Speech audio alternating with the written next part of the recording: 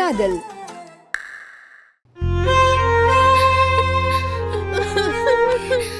அம்மா அக்கா இப்படி நம்மள எல்லாம் மோசம் பண்ணிட்டு போயிட்டாளேடி. எல்லாத்தையும் நீயும் உன் பொண்ணுமா பண்ணிட்டு இப்ப நான் ஒப்பாரி வச்சிருக்க. நமக்கு தெரிஞ்ச விஷயம் ஊர்வலம் தெரியணுமா? மூடுவாய. எனக்கு சத்தியமா எதுவும் தெரியாதுங்க. நான் அவளை முழுசா நம்பினேன். அவ நம்மளெல்லாம் ஏமாத்துவான்னு நான் கனவுல கூட நினைக்கலங்க. அவங்க வீட்ல இருந்து நலங்கு வைப்பாங்க.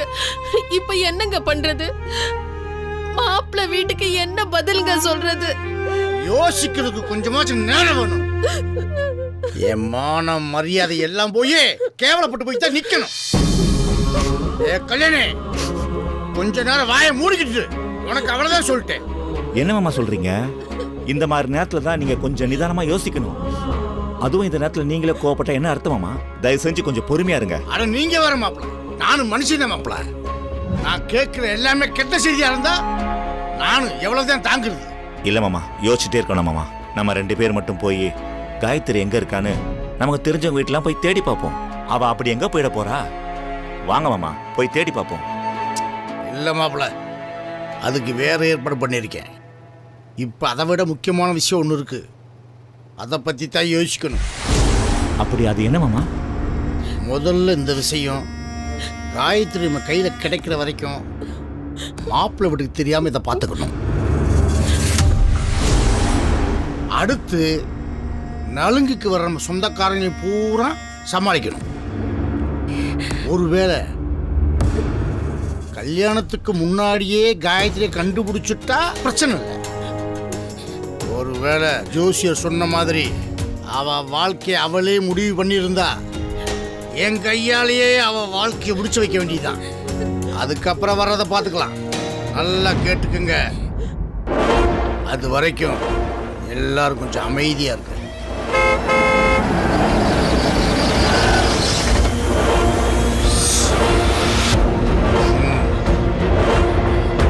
Be careful.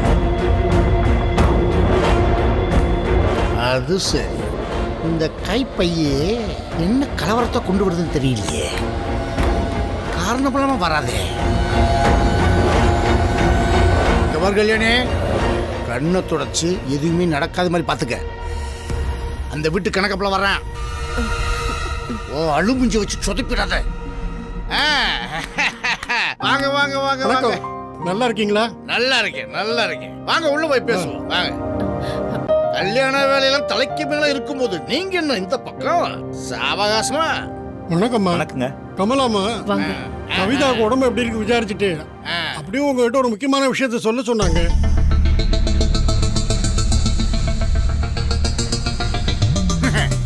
கடவுள் புண்ணியத்துல அவ சரியாய் வீட்டுக்கு வந்துட்டா. ஆமா, முக்கியமான விஷயம் எதை சொன்னீங்களே, என்னது அது? அதுக்கு இல்லைங்க, சூர்யா தம்பிக்கு இன்னைக்கு நலங்கு வைக்கிறோம். அதுக்கு சொந்தக்காரங்க எல்லாருமே வராங்க. நீங்களும் உங்க குடும்பத்தோட வந்தீங்கன்னா ஒருத்தருக்கு ஒருத்தர் அறிமுகமாகிக்கலாம்.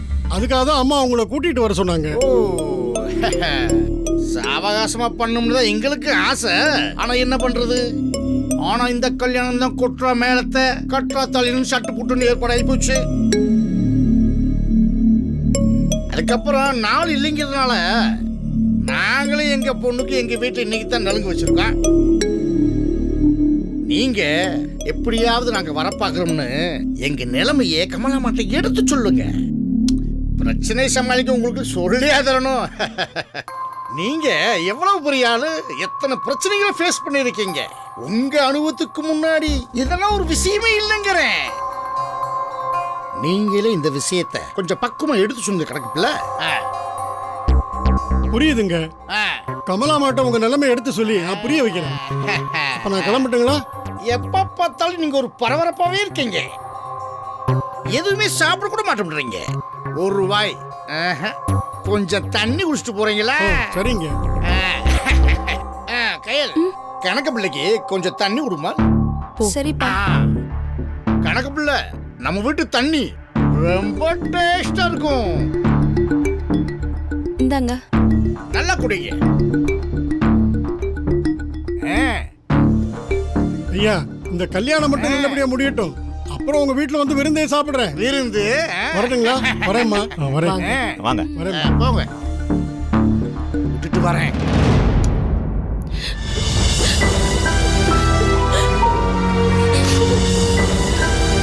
அத்தை, இப்பதானே மாமா சொன்னாரு, தயவுசெய்து கொஞ்ச நேரம் அழுகாம இருங்க.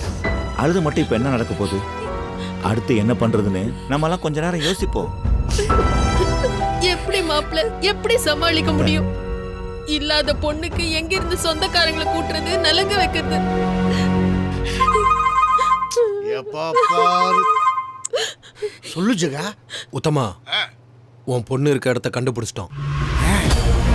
நல்ல செய்தி சொன்னப்பா. அவளை எப்படியாவது இங்க கொண்டு வந்துரு. கவலைப்படாத உத்தமா, உன் பொண்ணோட வரேன். நீ சொன்ன பணத்தை கரெக்டா எடுத்து வச்சிரு. நீ என் பொண்ணோட மட்டும் வா, எல்லாத்தையும் சிறப்பா பண்ணிடலாம். அப்பா, அக்கா எங்க இருக்காளாம்ப்பா? உனக்கு தேவையில்லாத விஷயம். வாய மூடு. வெளியிலிருந்து பார்க்குற யாருக்கும் நம்ம வீட்டுல காயத்ரி இல்லைங்கிற விஷயம் தெரியக்கூடாது. இளவு வீடு மாதிரி எல்லாரும் மூஞ்சி தூக்கி வச்சுக்கிறோமே, கல்யாண வீடு மாதிரி எல்லாரும் கலகலான்னு இருங்க. மாப்பிள்ளை வீட்டில இருந்து எப்ப வேணாலும் யாரு வேணாலும் வரலாம். அதனால நீங்க சட்டு புட்டுன்னு கவனமா நலுங்குக்கான ஏற்பாடை செய்யுங்க. அப்பத்தான் யாருக்குமே டவுட் வராது. எப்படியே காயத்ரி வர கொஞ்சம் லேட் ஆகும். அது வரைக்கும் யாருக்கும் பொண்ணு இங்க இல்லைங்கிறது தெரியவே கூடாது. நான் சொல்றத கவனமா கேட்டு அப்படியே செய்றீங்க, அது போதும்.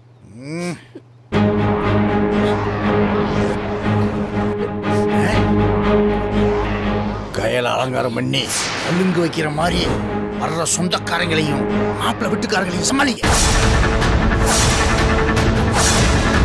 அது எப்படிங்க முடியும்? முடியணும். சொன்னதை மட்டும் செய். அவள கொஞ்சம் கூட இருந்து ஏற்பாடு பண்ணுங்க, மற்றதை நான் பார்த்துக்கிறேன். இப்போதைக்கு இந்த நிலைமையை சமாளிக்க வேற வழியே கிடையாது. புரிஞ்சதா?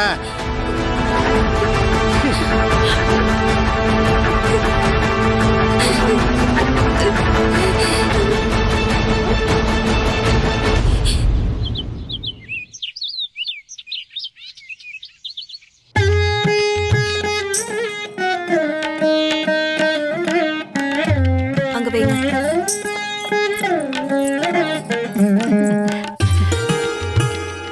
பத்மா,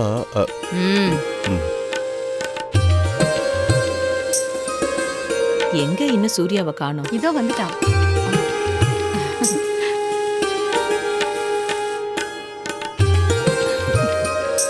உட்கார் சூர்யா.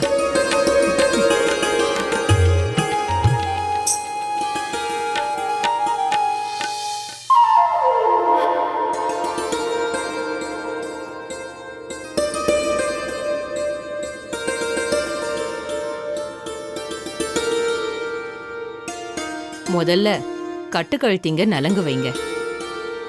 அதுக்கப்புறம் வீட்டுக்கு மூத்தவங்க எல்லாம் வைக்கலாம். அப்படித்தானே தானோ?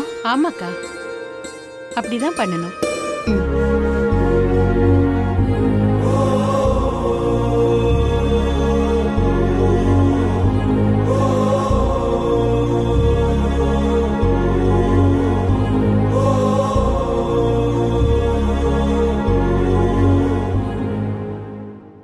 ரஞ்சித் ஆசீர்வாதம் பண்ணு ரஞ்சித். சூர்யாவுக்கு கல்யாண கலை வந்துருச்சுல. ஆசீர்வாதம் பண்ண. ஆசீர்வாதம் பண்ணுங்கண்ணா. நல்லா இரு சூர்யா.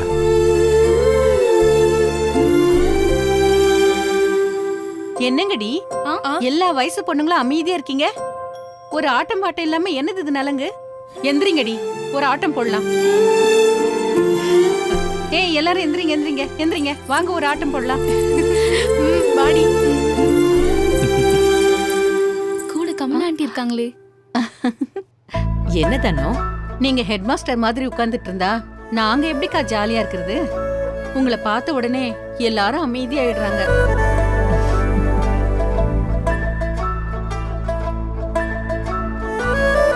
நான் இவங்களை என்ன பண்ண போறேன்? ஜாலியா இருக்க சொல்லு. இது உன்னோட நாள். நான் எதுக்கும் குறுக்க வர மாட்டேன். இஷ்டம் போல நடக்கட்டும். ஆடுங்க. அப்புறம் என்ன, குமரிங்கெல்லாம் ஜாலியா ஆடி சந்தோஷமா இருக்கலாம்ல. வாங்க போங்க. நானும் சேர்ந்து ஒரு ஆட்டம் போடுறேன்.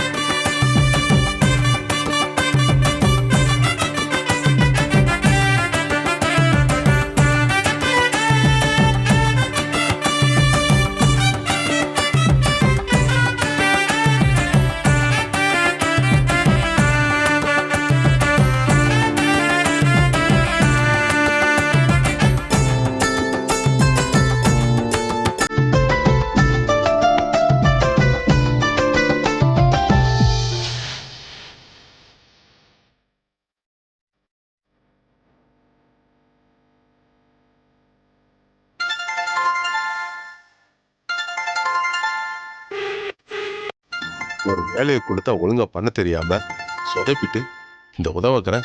எதுக்கு இந்த நேரத்துல போன் பண்ணுது?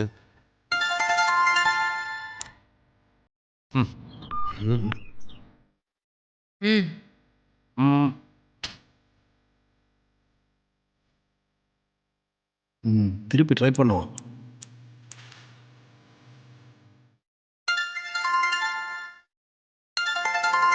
யாரு ஃபோன் பண்றா? ஏன் அட்டெண்ட் பண்ண மாட்டேங்கிறீங்க? அந்த உருப்படாத ஜெகநாதன் தாமா போன் பண்றான். போன் அட்டெண்ட் பண்ணி என்னன்னு கேட்க வேண்டியது தானே? அவன் ஏதாவது சொல்லுவான், அப்புறம் அதை அவனே தெளிவா சொதப்புவான். கடைசியில நான் தான் உன்கிட்ட வாங்கி கட்டிக்கணும். அதனாலதான் போன் அட்டெண்ட் பண்ணாம இருக்கேன். ஹலோ, ஒரு சந்தோஷமான செய்தி உங்ககிட்ட சொல்லலாம்னு பார்த்தா போனை எடுக்கவே மாட்டேங்கிறீங்க. என்ன சார் நீங்க? நாங்களே இந்த கல்யாணம் நடக்க போகுதுன்னு கடுப்புல இருக்கோம். இதுல நீ வேற கடுப்பேத்துறியா? இந்த கல்யாணமே நடக்க போறது இல்லைங்கிற சந்தோஷமான செய்தியை சொல்லத்தான் நான் உங்களுக்கு ஃபோன் பண்ணேன். எங்களை தவிர எல்லாரும் இங்க சந்தோஷமா தான் இருக்காங்க. அப்புறம் எப்படி அந்த கல்யாணம் நின்னு போகும்னு சொல்ற? கடுப்பை கிளப்பாம போன வை. சார் அட என்ன சார் இப்படி சொல்லிட்டீங்க? இருங்க, நான் உங்களுக்கு புரியுற மாதிரியே சொல்றேன். கல்யாணத்துக்கு பொண்ணு இல்லைன்னா எப்படி கல்யாணம் நடக்கும்? யோ, என்னையா சொல்ற? இதை உங்ககிட்ட சொன்னா நீங்க அவ்வளவு சீக்கிரம் புரிஞ்சுக்க மாட்டீங்க. பக்கத்துல மேடம் இருக்காங்களா? அவங்க கிட்ட கொடுங்க. அவன் உன்கிட்ட தான் பேசணுமா? கல்யாண பொண்ணை காணுன்னு ஏதோ புதுசா ஒரு குண்டத்துக்கு போடுறான். ஹலோ, என்ன விஷயம்? சீக்கிரம் சொல்லு. இங்க கல்யாண வேலை நிறைய இருக்கு. கல்யாண பொண்ணே ஓடி போயிருச்சான். அப்புறம் என்ன கல்யாண வேலை? புரியுற மாதிரி சொல்றியா? அந்த உத்தம நேத்து என்ன வந்து பார்த்தான். அவன் பொண்ணு யாரையோ இழுத்துக்கிட்டு ஓடி போயிருச்சான். அவளை தேடி கண்டுபிடிக்க சொல்லி என்கிட்ட உதவி கேட்டு வந்தான். நீ போய் சொன்ன, அவ்வளவுதான். இங்க பாருங்க மேடம், நான் பண்ற தொழில் மேல சத்தியமா சொல்றேன். கல்யாண பொண்ணு ஓடி போயிருச்சு, இது உண்மை. இந்த விஷயம் ஒருவேளை அந்த வீட்டுல இருக்கவங்களுக்கு தெரிஞ்சிருக்கலாம். மத்தபடி உத்தமனை தவிர எனக்கு அப்புறம் இப்ப உங்களுக்கு மட்டும்தான் தெரியும். வேற யாருக்கும் தெரியாது. சரி, நீ அந்த பொண்ணை தேடி கண்டுபிடிக்க உனக்கு எவ்வளவு பணம் தரேன்னு அந்த மானம் கெட்ட உத்தமன் சொன்னான். மேடம், நீங்க ரொம்ப ஷார்ப்பு மேடம். இதுதான் ஜமீன் விட்டு ரத்தங்கிறது. கரெக்டா பாயிண்ட புடிச்சிட்டீங்க பாருங்க. அந்த உத்தம அவன் பொண்ணை தேடி கண்டுபிடிக்க 5 லட்சம் தரேன்னு சொல்லியிருக்கான். நான் 20 லட்சம் தரேன். மேடம், 5 லட்சம் ரூபாய்க்கு இந்த ஜில்லாவையே தேடி அலசிடுவேன். இப்போ நீங்க 20 லட்சம் தரேன்னு சொல்றீங்க. அந்த பொண்ணு எங்க இருந்தாலும் தேடி கண்டுபிடிச்சு உங்க காலடியில கொண்டு வந்து போட்ட மாட்டேன். என் புருஷ மாதிரியே அவசர குடுக்க மாதிரி பேசாத. நான் சொல்றத முழுசா கேட்டுட்டு பேசு. கடைசி வரைக்கும் அந்த பொண்ணு காணாம போன விஷயம் இதுக்கு மேல யாருக்கும் தெரியக்கூடாது. மேடம், காதும் வச்ச மாதிரி அந்த பொண்ணை தேடி கண்டுபிடிச்சு கொண்டு வந்துடுற. நீங்க கவலைப்படாதீங்க. இப்பதான் சொன்னேன், நான் சொல்றத முழுசா கேட்டுட்டு பேசணும். கடைசி வரைக்கும் அந்த பொண்ணை கண்டுபிடிக்கவே கூடாது. ஆனா அந்த உத்தம பார்வைக்கு நீ நிஜமாவே தேடுற மாதிரியே இருக்கட்டும். கல்யாண தேதி வரைக்கும் அந்த பொண்ணு கிடைக்கவே கூடாது. ஒருவேளை அந்த பொண்ணு உன் கையில கிடைச்சாலும் அந்த உத்தமன் கைக்கு கிடைக்கவே கூடாது. இதுக்கு சம்மதம்னா நீ எப்ப வேணும்னாலும் வந்து 10 லட்சம் ரூபாய் அட்வான்ஸ் வாங்கிக்கோ. இந்த வீட்ல நான் நினைச்சதெல்லாம் நல்லபடியா முடிச்சதுக்கு பின்னாடி மீதி 10 லட்சம் தானாவே தேடி வரும். புரியுதா? இதுக்கு மேல தெளிவா யாரும் சொல்ல முடியாது மேடம். நான் அவளை தேடாம உங்களை தேடி வந்து அட்வான்ஸை வாங்கிக்கிறேன். நான் வச்சிடுறேன் மேடம். ஆமா, இப்ப எதுக்கு அவனுக்கு அவ்வளவு பணம்? அதெல்லாம் உங்களுக்கு அவ்வளவு சீக்கிரம் புரியாது. உங்களுக்கு புரியுற மாதிரியே சொல்லட்டுமா? அவன் சொன்ன விஷயம்தான் இப்ப எனக்கு கிடைச்சிருக்க ரம்மி. அதுக்கு இந்த பணம்லாம் ரொம்ப கம்மி. இந்த சந்தர்ப்பத்தை நான் சரியா பயன்படுத்திக்கிட்டா நிச்சயமா என் பொண்ணு தேன்மொழி தான் இந்த வீட்டுக்கு மருமகளா இருப்பா. அதனால இத பத்தி மூச்சு விடாம, நான் பண்றதுக்கு இடைஞ்சல் பண்ணாம கொஞ்சம் அமைதியா இருந்து நான் என்ன பண்றேன்னு பார்த்தாலே போதும். தனமா சூப்பரா டான்ஸ் பண்ணீங்க. சரி சரி, அதெல்லாம் இருக்கட்டும். அம்மா காலில் விழுந்து நீ ஆசீர்வாதம் வாங்கிக்க. சரிம்மா, ஆசீர்வாதம் பண்ணு. நல்லா இருப்பா, எழுந்துரு. இனிமேதான் உனக்கு பொறுப்புகள் அதிகம் சூர்யா. நம்ம குடும்பத்துக்கு, நம்ம வீட்டுக்கு வரப்போற மகாலட்சுமிய நல்லபடியா வச்சு பாத்துக்கணும். வந்த மகாலட்சுமிய பாத்துக்கிற மாதிரி வரப்போற மகாலட்சுமி பாத்துக்கணும்னு தெளிவா சொல்லுங்க அத்தை. எப்பவும் நான் தான் காமெடியா பேசுவேன். ஆனா ராஜேஸ்வரி என்ன விட தமாஷா பேசுறாளே. பாருடா இந்த ஆச்சரியத்தை.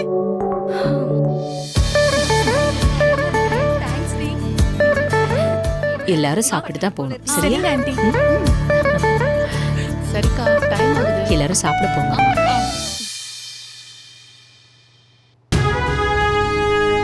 எங்க எப்படி பேசணும்னு உனக்கு தெரியாதா? ஐயோ, நான் ஒன்னும் தப்பா பேசலையே. வீட்டுக்கு வந்த என்ன பாத்துக்கிற மாதிரியே வரப்போற பொண்ணையும் பாத்துக்கோன்னு சொன்னேன்.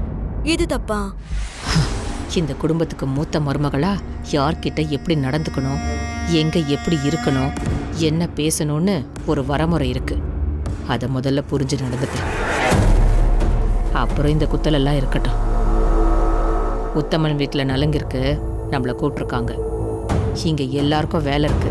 நீ சும்மாதானே இருக்க, நீ மட்டும் போயிட்டு வா. உண்மையை சொன்னா ரோஷம் வந்துருமே.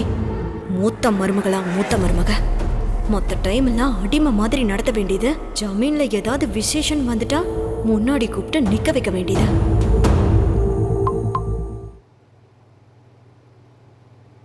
வினோத்தை பத்தி ஏதாவது தகவல் வந்துச்சா? கூட பிறந்த அண்ணன் கல்யாணம், வர்றவங்கள வினோத் எங்கன்னு கேக்குறாங்க. என்னால பதில் சொல்ல முடியல. ஜமீன் பேரை கெடுத்துட்டு போனவனை பத்தி நான் கொஞ்சம் கூட யோசிக்கிறதே இல்லை. அவன் வரானா இல்லையா? வந்தா சந்தோஷம், வரலன்னா அதை விட சந்தோஷம்.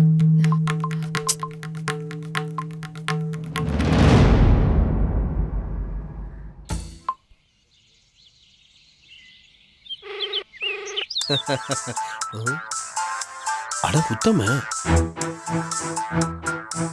இப்பதான் ஒரு பெரிய வேட்டையை உறுதி பண்ணிட்டு சந்தோஷப்படுறதுக்குள்ள இவன் வேற ஃபோன் பண்ணி தொல்லை பண்றானே. அந்த மேடம் சொன்ன மாதிரியே சமாளிப்போம். சொல்லு உத்தமா.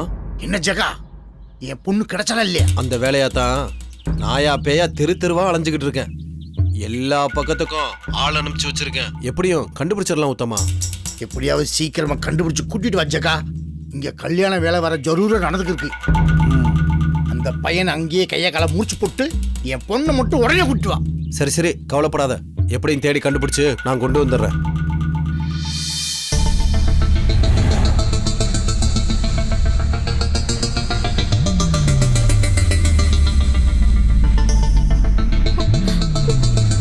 ஒன்னத்தான் மழை போல நம்பியிருக்கேன். என்னங்க, கயலுக்கு நலங்கு ஏற்பாடு பண்றது எனக்கு பிடிக்கலங்க. ஒரு பொய்ய மறைக்க 100 பொய்ய சொல்ல வேண்டி வரும்.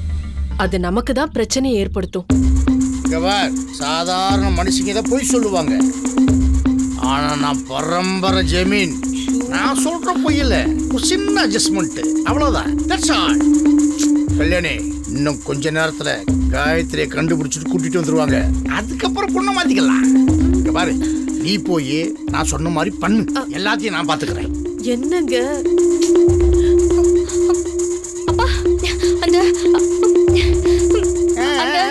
பொறுமையா சீக்கிரமா சொல்லு. இல்ல, மாப்பிளோட அண்ணி ராஜேஸ்வரி வந்துட்டு இருக்காங்க.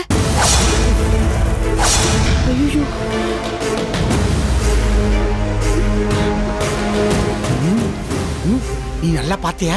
அது ராஜேஸ்வரி தானா? ஆமாப்பா, காரை நிறுத்தி யார்கிட்டயோ பேசிட்டு இருந்தாங்க, நான் பார்த்தேன். அநேகமா நம்ம வீட்டுக்கு தான் வராங்க போல இருக்கு. அவ கொஞ்சம் வில்லுக்கு பிடிச்சி விளாச்சே.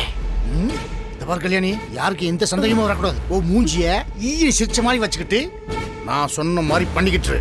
புரியுதா? மீதியை நான் பாத்துக்கிறேன். ஐயோ என்னங்க இது, கடவுளே. கையில ரெடி பண்ணிட்டியா?